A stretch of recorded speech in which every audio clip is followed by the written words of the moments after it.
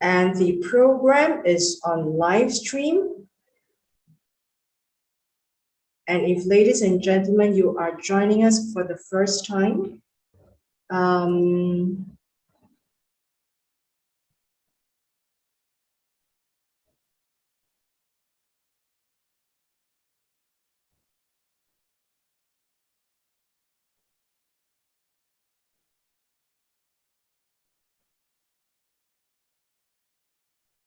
yes, we are on live. Ladies and gentlemen, we are on live already because the technology makes me so jittery. We are on live right now on Facebook. You can find us on Facebook group, the Platinum Platform by GDM-Metropolis, and Metropolis refers to Singapore. I'm so glad to have Miss Christine and Adams. And Christine, would you like to say hi to everyone? It's a warm, sunny day. It is so humid in Singapore. You can literally just get your pair of shorts and then run down the street in a pair of beach slippers. Yes, how are you? Good, good. It was a very hot, sweaty day here for ourselves as well. Wow. And it's going to be even worse the next couple of days. So yeah, we get those days, but yeah, it was just hot, muggy, icky, definitely short weather. Tell us a little bit the context, the background, describe where you are.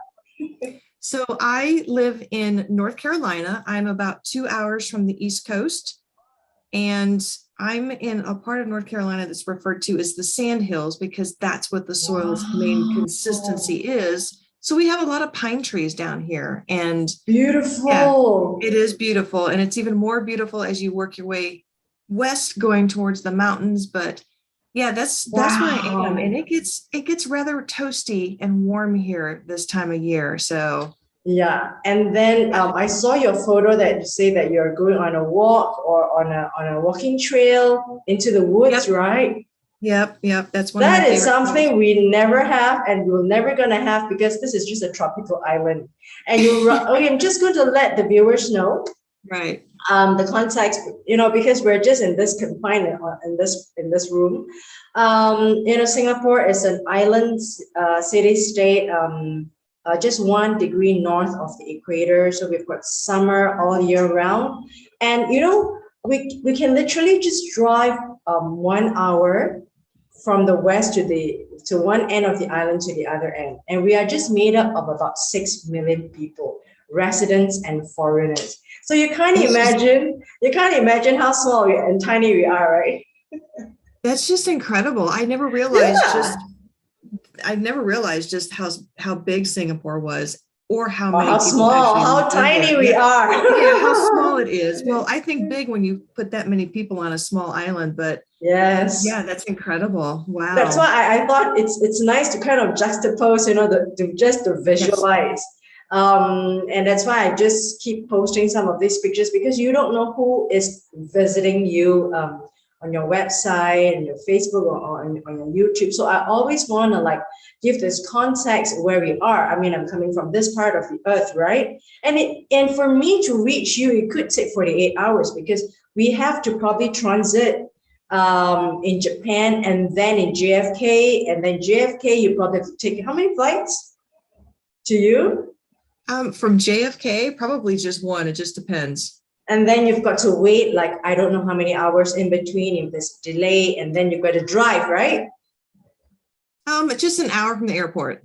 Just an hour? Can you say just? I'm like, it's just an hour, but it is. It's just an hour. It's an hour from left to right in Singapore, and that's how we're just made up. Yeah, I mean, it's so interesting. I would love to go there. The only place I've been to is just California, Anaheim, because I was there for Disneyland. But I do understand that Disneyland is not America. No. Okay, so ladies and gentlemen, it's such a fortune that we do have the technology, and to meet Christine over the internet. She's living in the largest country in the world, and me living in the smallest country in the world. I may just organize an international summit here on the island, and you guys have to just fly in here. Christine, what do you think? My plan is to travel the world one of these days. So maybe I'll swing by and say, hey. Yeah, you can't stay long though, because on an island you can't stay like more than 5 days without actually exploring. I mean, without actually like exploring all most of the iconic stuff.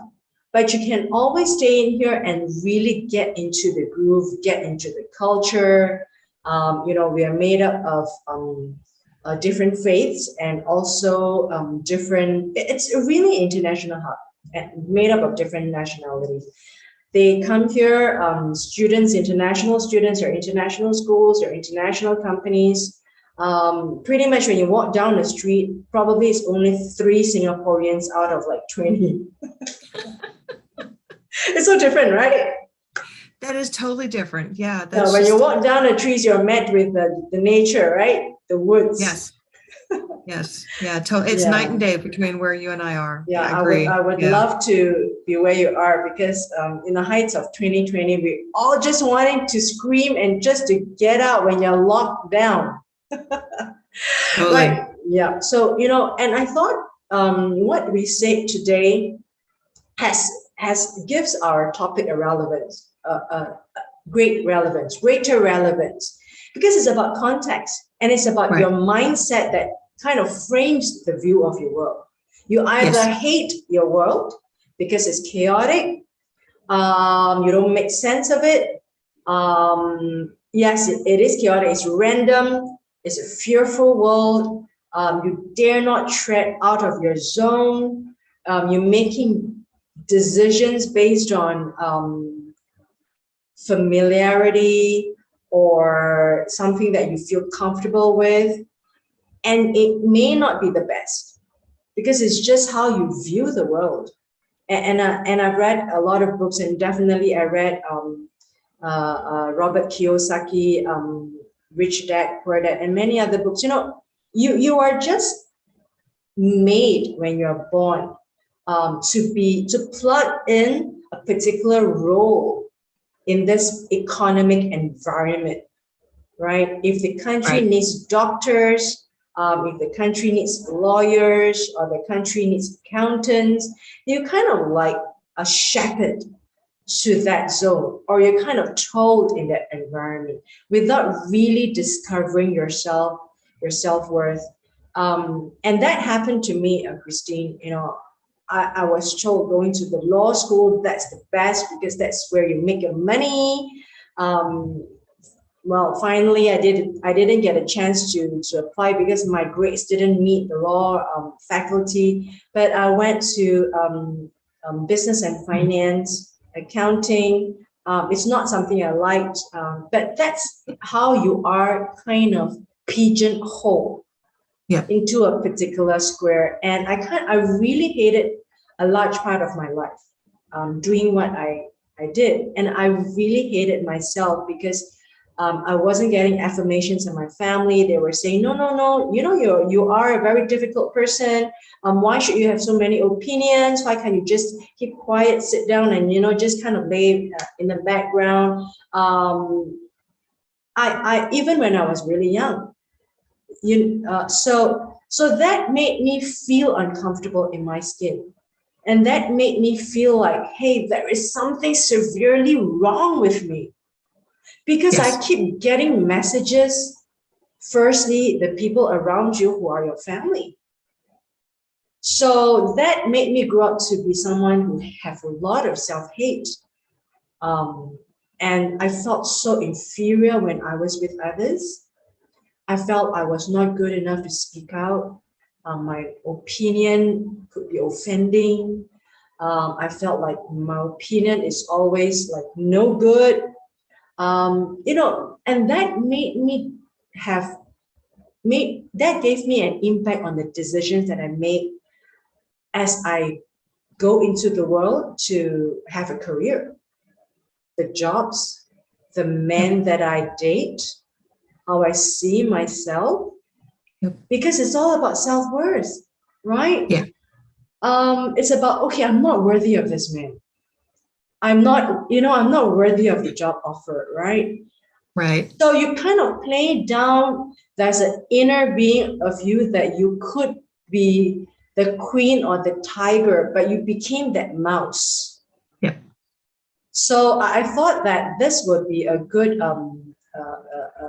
starting point for us. And also, Christine, you were so intense yesterday. I thought today the floor is yours.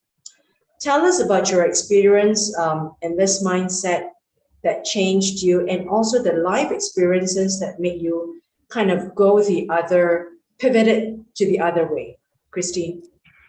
So let's start with life experience stuff, because as you know, as we grow and move through life, there are always major events that take place that can definitely change our perspective of how we view ourselves. I think the prime example for me was when I was married to my husband, my daughter's father, their father. Anytime I started to become successful in whatever I was doing, it could have been, in the military, it could have been when I was out for a short period and I was starting my own business way back when, he would come in and really just become very grumbly and kind of stomp it down like I wasn't supposed to have that. Yeah. I wasn't supposed to go that route. And that is so hard on us. And then we start believing it. Yes. We can only take the verbal pounding so much, the verbal beatings that way. It's a lot of weight to bear, especially when I was raised differently. I was raised to be very strong and independent and to work for what I like to do. And I was trying to instill that in my daughters who were small at the time. But that was probably the biggest challenge I had in my marriage. So much so that when we finally just agreed upon divorcing, it really shattered me in a different way, because I truly felt like I had failed at that point. And I shouldn't have, but I did, because I had watched my own mother go through 2 marriages. And I vowed to myself I never wanted to do that. And here I was going through that process, and I felt like an utter failure. And it's taken me a long time to get over that, to be honest. But it made me stronger too. It really shaped me that direction. What I love about deep diving and kind of uncovering these things that we have the ability of forgetting things. Trauma of any size, shape, or form from childhood up, it's so much easier for our brains to just erase it and forget it never happened. And then you have these big gaps in your memory and stuff. But when you actually start uncovering some of that sometimes and remembering those things, it can be a challenge. But the power with our mindset work is we now have the ability we can only control what we can control, how we react to things. That's the only thing we can control in life. We can't control other people, as much as we try or other people try to control us. We can get really upset and bent out of shape on how, something is happening in our lives and it's not fair. But what does that get you? It gets you nowhere. It really does. I mean, it puts you in a negative vibe, a negative mindset, and then you're stuck there. You're stuck there spinning all the time, and you're just getting sucked down into this dark, deep hole because you're so fixated on this one thing that's being done wrong to you, instead of just controlling how you react to it and feel, and just kind of working through it. And I love using the term bless and release, because that's really what you have to do on some of this stuff. But mindset is it's a fascinating term. I was listening to my coach and mentor on repeat. I listened to her on repeat because she always records her trainings and everything. And she did a great reminder today on something I've listened to a couple of times, because that's the beauty. When you listen to things repetitively, you read a book repetitively, certain things are going to come out at you differently because you're already starting to change. And she said that we can, I just lost my train of thought. Where's it going? It's trying to think what I was going. But you were saying that you I read know. something repetitively. Yeah. It's so powerful when you do that, because that's how you start growing and learning, to be honest. Mm. And I'm really trying to remember what she said today. It really struck with me this morning. And I was like, I have to bring this up today when we talk. Particularly the fact that we control our lives, we control our destiny. That's one important thing that she reminded me of today. Mm. Yes. Because, and we can't change our thought process. This is what I was going to say. We can't change how we think. It's easier for us to create a new thought process. So we're always talking about changing our mindset. Mm. It's better to not try to change our deep beliefs, but change how we react to them, how we think about them, and just create new thoughts around things. So, yeah. Could you give an example? How would you like give this message to a child, like maybe your daughter? How would you kind of like, oh my goodness, embellish this in kind of like give her the tips? What are the 3 tips you would do? Like if I'm gonna, if like, like if I'm good, or any woman, like what you say, they're facing a critical point in their marriage, right? And they do feel lousy about themselves. Because it could be that that's not true, but that you made yourself believe because of the circumstances, right? That make you feel so bad about yourself, so lousy and so little self-worth. Why did I even let myself into this situation? That I have to be at this crossroads of my relationship, my marriage. So what would you say to a woman like this? So I would really start asking them questions on why they feel that way. Because, why do you feel, that, maybe why do you feel like you're a failure? Why do you think that the marriage is not working? Because there's always some sort of deep rooted belief that's causing us to think that, but we just can't put 2 and 2 together. We always have to look at ourselves in a scientific way. So we have to study ourselves. So we have to really stop and listen and ask ourselves, why am I reacting the way I'm reacting every time this happens? And you just keep asking yourself why until it just kind of reveals itself. So that's one thing that I try to get my daughters to start doing now is I'll ask them, so why? Why do you think that? Why do you feel that? Because it's not a easy answer. They have to do the work to figure out why they're thinking and acting the way they are. We all do. That's the power of having control over ourselves to a point. Yeah. So if we had known that much earlier, then we could have saved us a lot of self-doubt or self-criticism or just putting yourself down. I always want to give this example, Christine. If you're at home or you're in school, you didn't do well, you get your report card, and then when you are first shamed in school or by your peers, and then you shame yourself. And then when you come home, you get shamed again.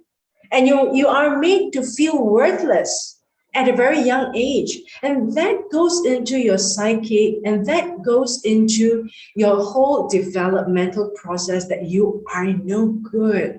So I think that kind of made us have this imposter syndrome, imposter not just for a job, imposter for a relationship, even for ourselves, like, oh, we are no good.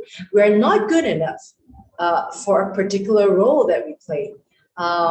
So I thought that really comes out particularly in the Singapore context. Number one, we thought we were doing ourselves a service by saying that we're no good.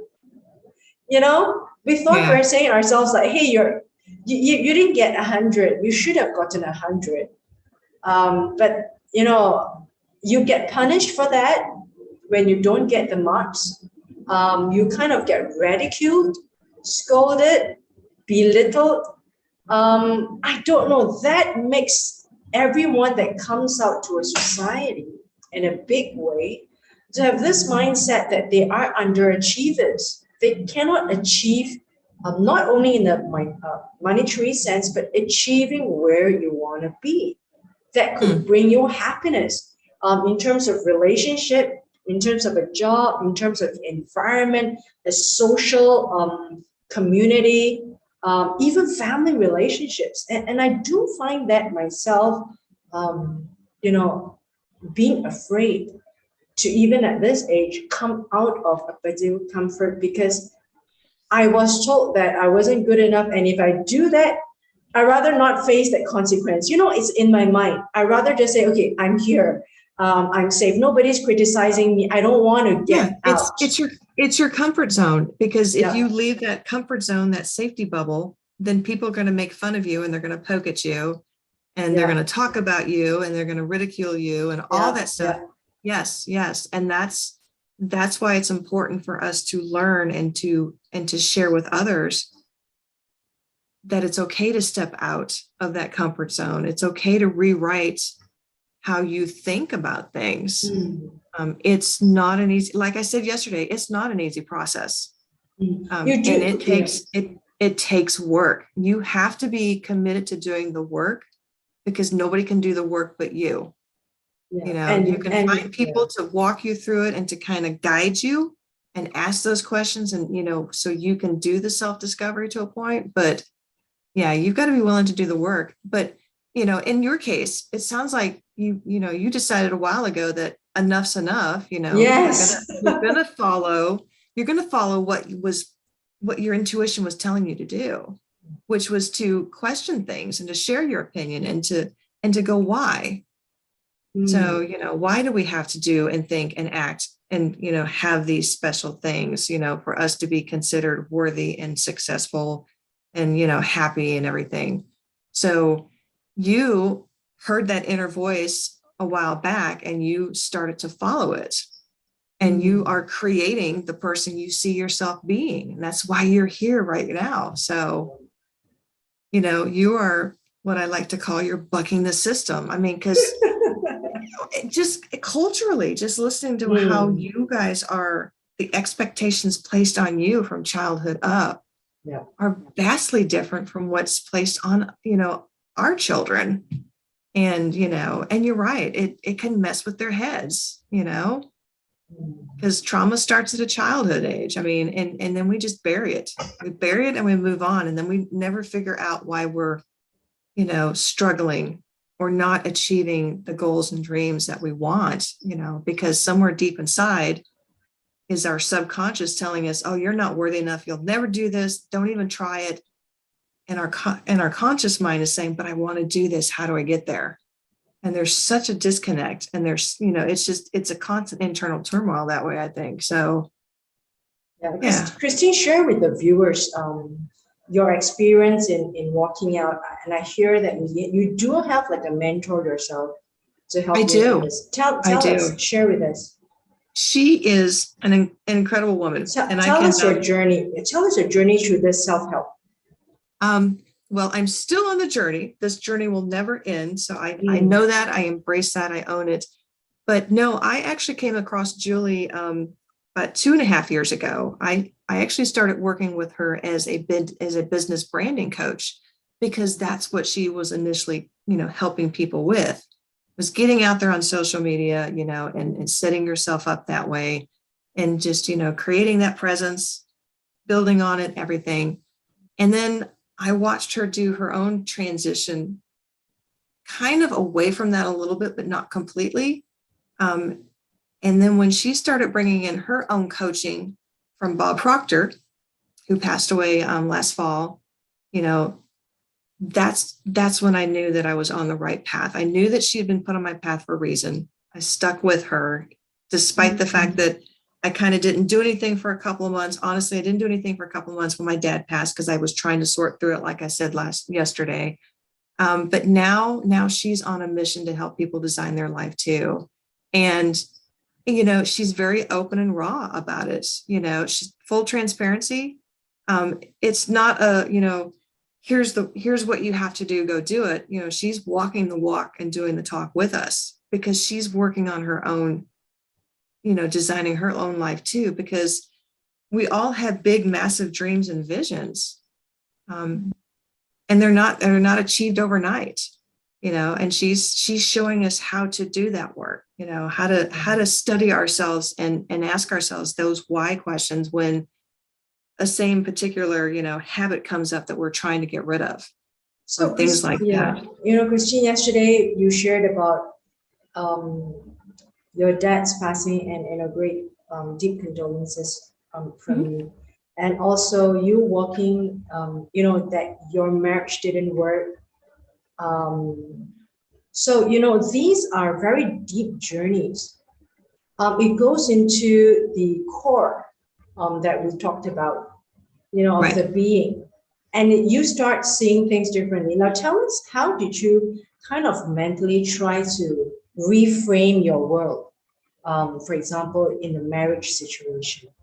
I for that one, when it just failed and didn't, it didn't work anymore, because it takes two individuals for a marriage to be successful, and that just wasn't there. Yeah. I was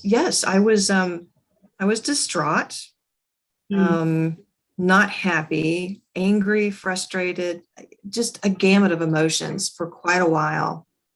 And then I finally realized a couple of years ago, well before I even started this journey of, changing my mindset and stuff and going that route, that, I didn't want to live, with that kind of energy anymore, and I was ready to start just releasing it and just kind of saying, okay, I'm done with it, and just setting it there on the ground and just keep walking forward without it, was kind of how I approached it at that point. I had no idea that was actually probably the initial steps of figuring out how to create my life a different way, and how to change my thought process on stuff. But it's in the past.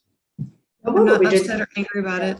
What would be the top three things, your advice, your own experience about getting out of that? I mean, I suppose it would have shattered anybody inside. Looking good and looking all right on the outside, but being totally shattered. What are the three things you would think the viewers and the audience can take away and learn from your experience, in kind of like putting the pieces back in your, putting your world back and from the shattered position? I think the best way to explain it is you have to decide that you just want to handle a situation differently. You can be the, distraught forever and ever divorced woman, or you can be, okay, I'm over this, it's behind me, I'm going to treat this differently, I'm going to act differently towards this. Each person's going to handle this differently too, but it boils down to how you want to, how you react to it. I mean, it's just any situation. You can stub your toe on a table and it's going to hurt like the dickens, as does a divorce. It's going to hurt like the dickens. And you can either just live through the pain a little bit and it's going to go away, or you can tell yourself, okay, I'm not going to scream and yell if I stub my toe again, like I did this last time. I mean, it's just the way that you choose to react to something, because only you can control that. You can't control that you accidentally stubbed your toe on a table, because the table's there. That's just a fact. It's just, it's hard. I'm like trying to explain, and I'm not sure if it's coming out or not, but yeah, I do, in some sense, taking ownership of your own. It's how you react to everything. A reactive environment. Even the way you think, because only you can determine the way you think. Right. Yeah, and I also, the experiences that you've been through, like your dad who passed, and your marriage situation. My question is, how much can a woman take? I think we can write a book. Yeah. I think we can take a lot, actually. Think about it. All Mm, the expectations and responsibilities that, come with the title alone. mm, Yeah, we can take a lot, you mm, know, it's, and it's okay if it breaks us a little bit because that just makes us stronger. mm, So mm. Yeah. And I thought I at this point in time I am really I feel such an honor to have you share about your dad situation and your divorce situation. If there's another time that we can come back where I feel we could share more in a deeper sense, because I feel it's so private for you. When you are ready, you could tell us more about how does one get out of it really. And for everyone, it's different. it is. Getting out of a grief situation is different. My mom passed in 2015. She suffered from ALS. Mm, It's just I have no words to describe. It's just yeah. horrendous. It's just totally um, to see the dramatic, uh, you know, the dramatic depreciation of human being. You kind of have this free fall of your ability, and then you lose your dignity to take care of yourself. Yeah. And that's really horrible. In fact, it took me a long time to get out. I think I can ever get out. It never truly goes away. Yeah, I think we just learn over time yeah, how to live with it. yeah, It does lessen, as you know, it doesn't hurt as bad, yeah. but it's still there because grief is grief and we all handle it differently. It could be, a wife who lost a husband. That's a totally different grief that they're going to experience than me going through a divorce. That's also Mm, a grief process, or losing a mm, parent or losing a mm, child. So mm, you know, it's there. We just have to mm, learn how to live with it, I think, to a point. mm. So, yeah. Sure. Christine, it's wonderful to have you. I think we just kind of like scraped the surface. Love to I have, think we did. yeah, I think we kind of just scrape the surface. I love to have you back, Christine. You are my co-host for the show, State of Our World. Definitely a lot of things we can share. Yeah. It may not be an exact solution, but it can kind of be like a template for people to take away something. And I think having this conversation is almost like having a virtual support group, and people do need support. Yeah. If you can't come physically to have a support group, then people will find ways to have a support group. Maybe for yourself, you have this self-help, coach. Yep. Yeah, but not.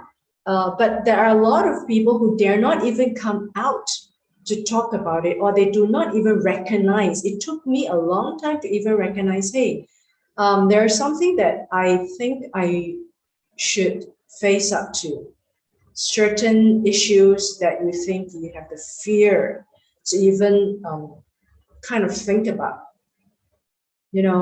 so and I do hear you, because some of these issues are so deep. Sometimes the words couldn't really describe because they Yeah. are intangible in there.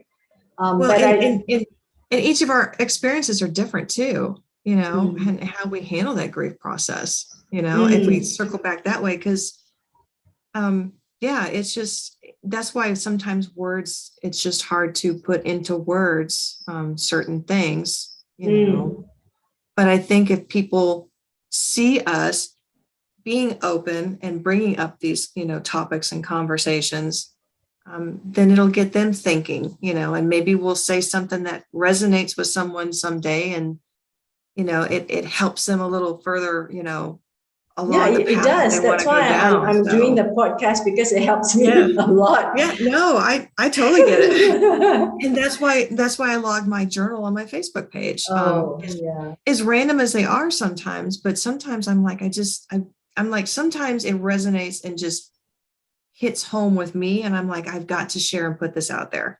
Yeah. Because it may be the, Yeah.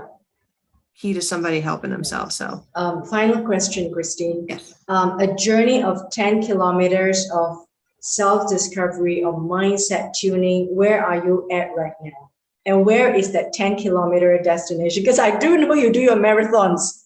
Yeah, I do marathons. So where are you? On? Yeah. I know, because so I do the math in my Kind head. of the So marker. 10K is 6.2 miles for us. Yeah, we use the matrix here.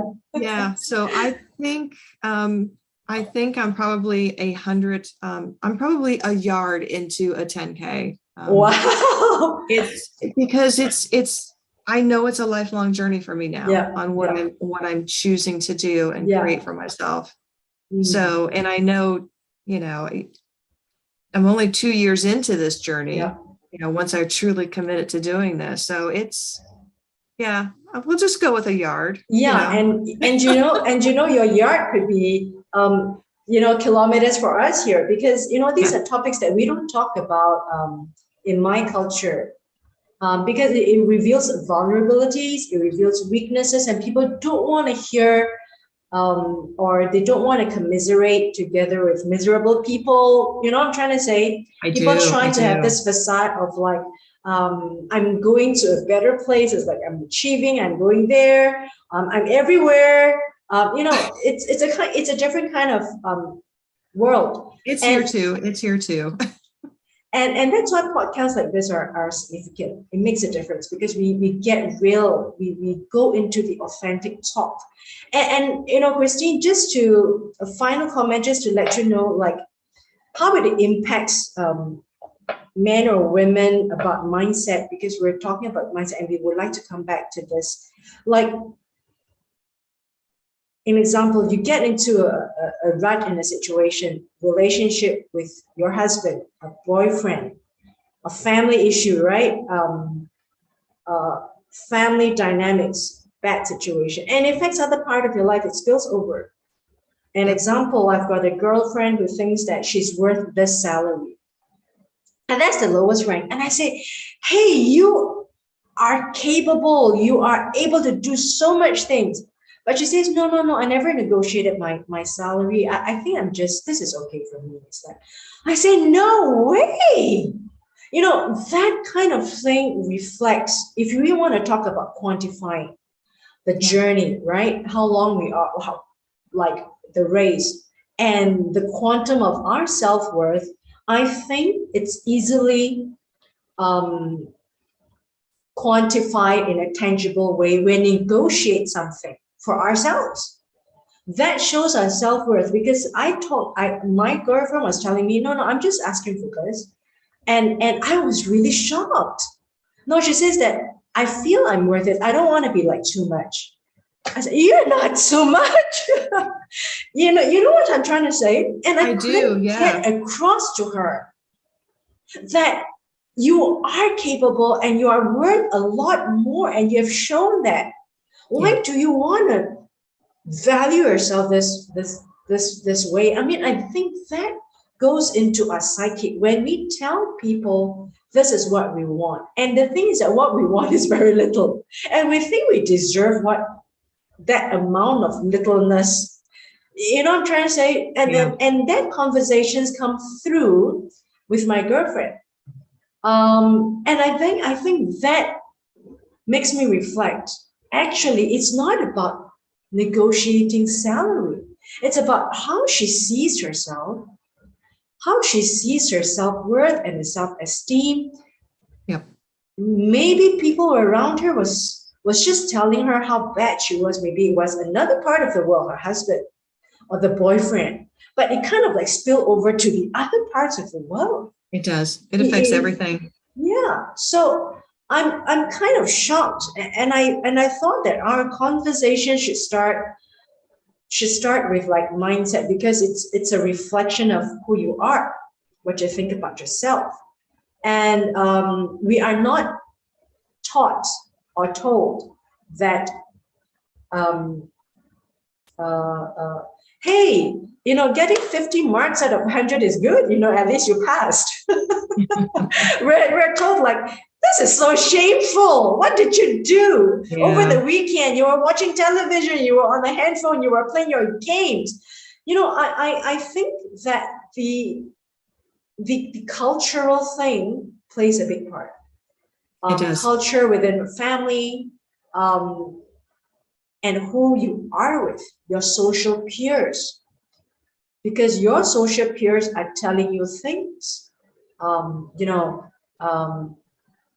Like you're not slim enough, you're not good looking enough, you're not sexy enough. That man won't like you. You shouldn't be going for this guy. You know what I'm trying to say? That kind of crushes you to think that, okay, I'm not worthy of a good relationship of a man, because I think I'm just